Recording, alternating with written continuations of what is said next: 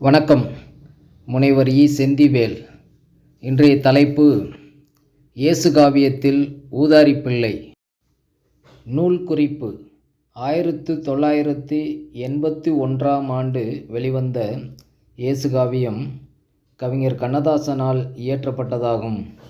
இயேசு கிறிஸ்துவின் வரலாற்றை கதை வடிவில் கூறும் இக்காவியம் கண்ணதாசனின் இரவா காவியம் என அழைக்கப்படுகிறது. 149 தலைப்புகளில் 5 பாகங்களாக இக்காப்பியம் காணப்படுகிறது. ஊதாரி பிள்ளையின் கதை.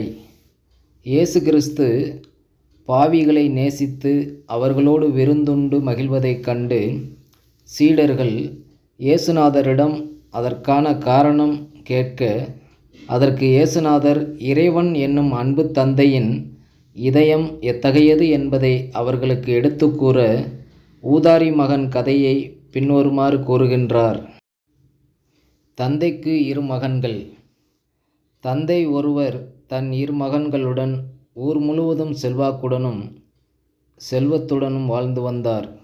மூத்த மகன் குணத்தில் சிறந்தவனாக தந்தையின் சொல்லை மதித்து நடந்தான்.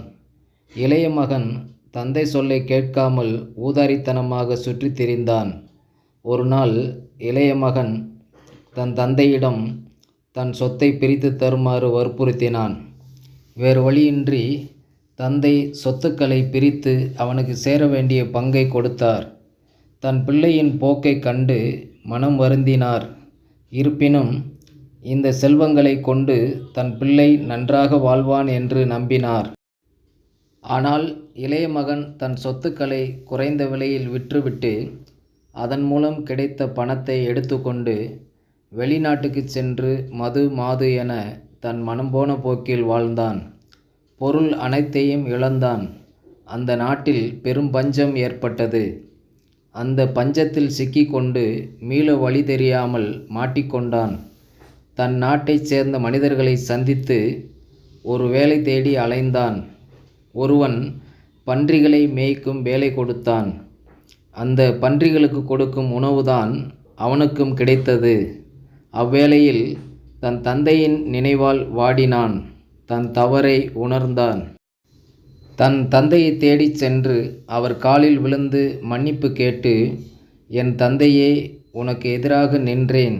எத்தனையோ ஊழியர்கள் இங்கே சுகமாக வாழ, அவர்களுள் ஒரு ஊழியனாக நான் இங்கேயே இருக்கின்றேன். உன் கூலிகளில் ஒருவனாக என்னை ஏற்பாய்.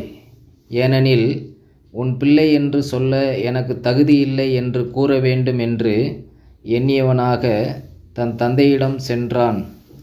தன் மகன் எப்போதாவது திருந்தி தம்மிடமே வந்து விடுவான் என்று காத்திருந்த தந்தை தன் மகனை கண்டதும் தன்னோடு சேர்த்து அணைத்து கொண்டார்.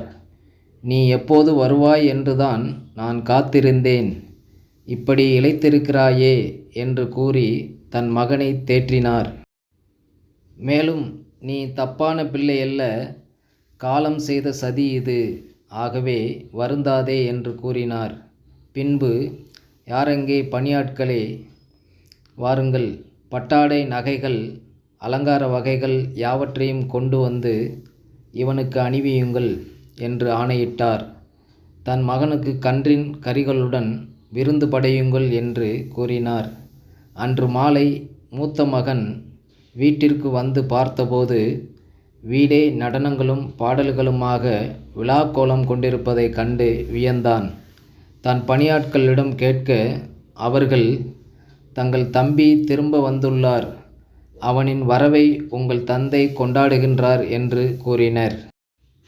அதை கேட்ட மகன் மிகுந்த கோபம் கொண்டு வீட்டின் வெளியிலேயே நின்றான். தன்னை தேடி வந்த தந்தையிடம், சாத்திரங்களை மறந்தவனுக்கு தடபுடலாக வரவேற்பு கொடுக்கின்றீர். உங்களுடன் இருந்தவரை இதுபோன்று எனக்காக எந்த விருந்தும் விழாவும் எடுத்து நீங்கள் கொண்டாடியதில்லை என்று கண்கலங்கி கூறினான்.